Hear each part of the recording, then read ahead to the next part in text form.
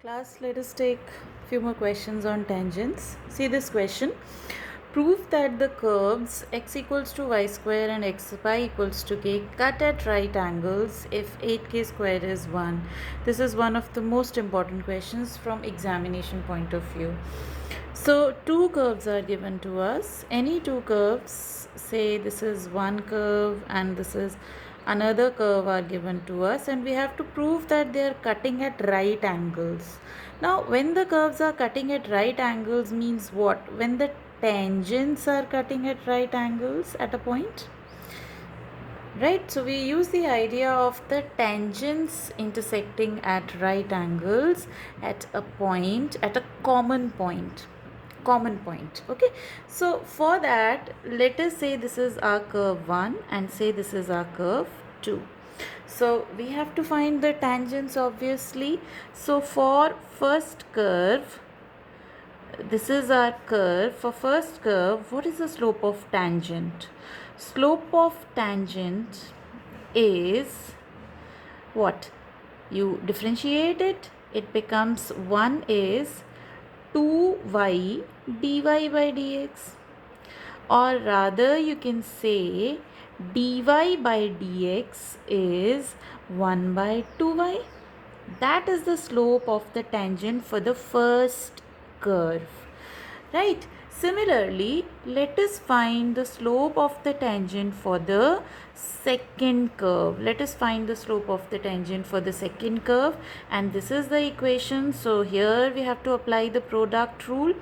So that becomes first into differentiation of second plus second into differentiation of first is 1 is 0 because k is a constant, and from here dy by dx is minus y by x. That is the slope of tangent for the second curve over here. Right, now class, let us find out what is the point of intersection for these two curves. Right, so in order to find the points of intersection for these two curves, let us solve them simultaneously. A common point will be there, no?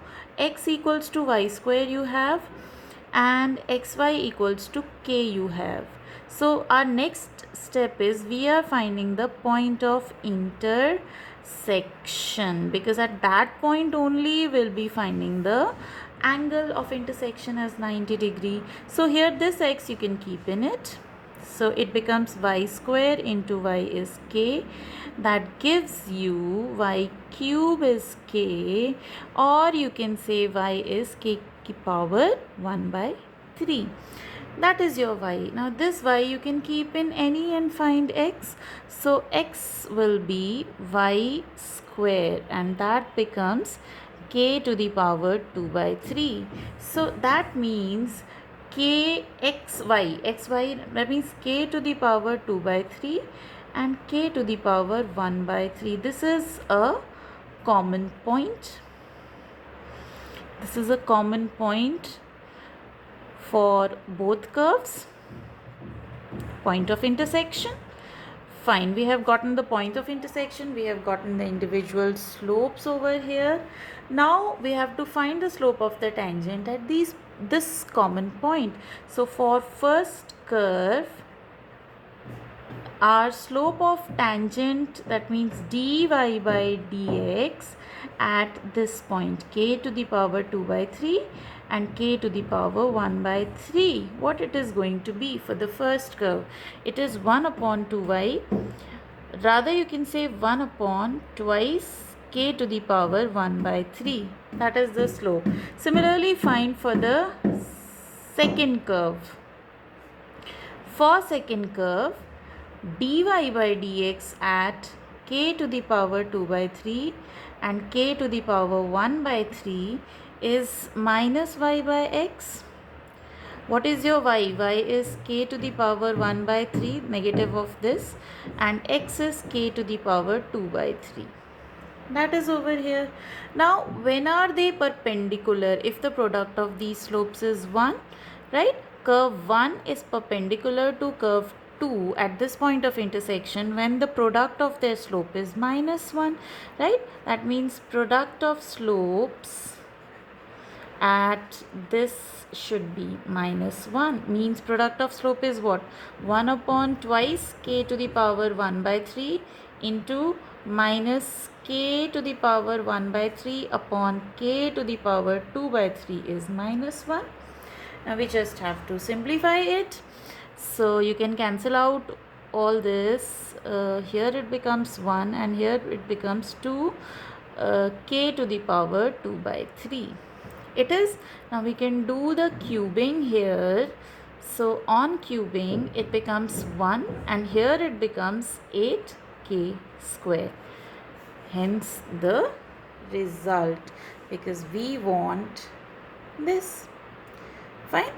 So let us take one more. This is a question from miscellaneous exercise class.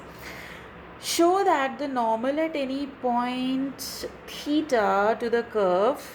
Now curve is given in parametric form, x in terms of theta, y in terms of theta, and we have to show it is at a constant distance from origin. The normal is at a constant distance from origin. So we have to find the equation of normal at the point x and y that is given to us, obviously. So for that, since it is parametric, we have to find dx by d theta first, and that is what? Minus a sine theta plus a, let us take as it is, and product rule we are going to apply, theta cos theta plus sine theta, and you can see a sine theta in this cancels, so it is a theta cos theta. That is your dx by d theta. Now find dy by d theta. dy by d theta, again it is a cos theta and minus a we are taking outside. Again here product rule in these two. So first into differentiation of cos theta is minus sine theta, plus second, that is cos theta, in differentiation of theta is 1, because we are differentiating it with respect to theta. So again you can see a cos theta and minus a cos theta cancels out. So you have a theta sine theta. That is your dy by d theta. Now you have to find dy by dx. So dy by dx is dy by d theta upon dx by d theta, which is a theta sine theta upon a theta cos theta, which you can say is tan theta. This is the slope of tangent, but you have to find normal.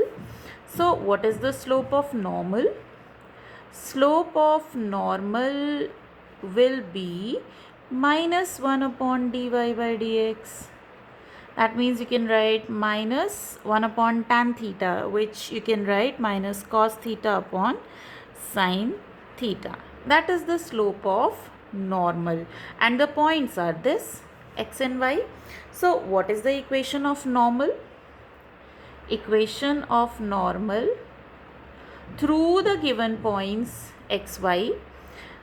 First you can write down y minus y1. y1 is this, a sine theta minus a theta cos theta. Y minus y1 is m. m is this, minus cos theta by sine theta, x minus x1.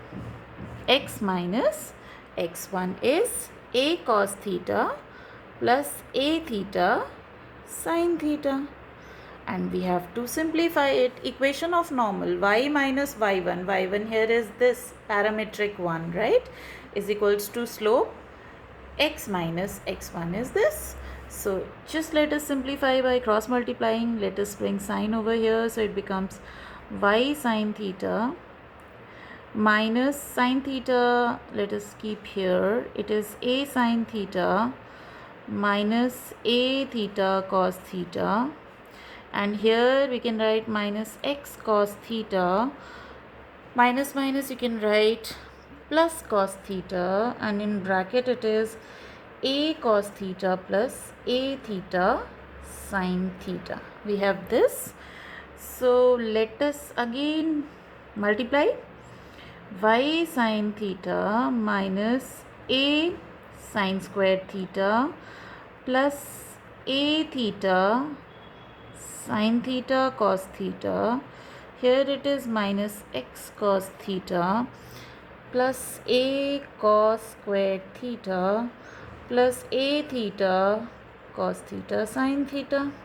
So you can see a theta cos theta sine theta getting cancelled, and you can write it as x cos theta plus y sine theta is this a you can bring here, and in the next step you can take a common, and you have here sine squared theta plus cos squared theta in the bracket, which you can say is a. So what your equation becomes? It is x cos theta plus y sine theta is a. Now class C, this is your normal form. If you remember last year's straight line, x cos omega plus y sine omega is P. It's exactly similar to this, where P was what? P was the distance of the normal from the origin. So here A is the distance of the normal, because it is the normal form of the normal from origin, and it is a constant. So hence it is proved that it is at a constant distance from origin, because you have gotten the normal form of it, right? So class, try other questions of tangents and normals and practice it nicely. One sure question is there from it. Very, very important topic. Okay.